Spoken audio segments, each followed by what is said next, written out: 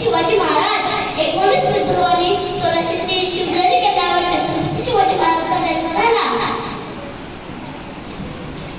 त्याच्या वडिलांचे नाव शहाजीराजे भोसले व त्याच्या आईचे नाव जिजाबाई असे होते. शिवराय लहानपणापासून अत्यंत हुशार आणि कुशाग्र बुद्धीचे होते.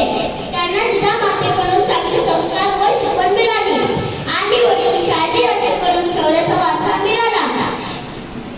छत्रपती शिवाजी महाराजांनी स्वराज्याचे स्वप्न मनाशी बांधले.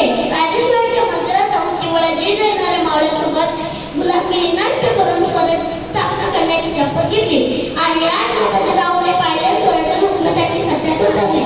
शिवरायांनी अनेक गड जिंकले. 3 एप्रिल 1681 मध्ये शिवरायांची मृत्यू झाली. एवढे बोलून मी माझे 2 शब्द संपवते. जय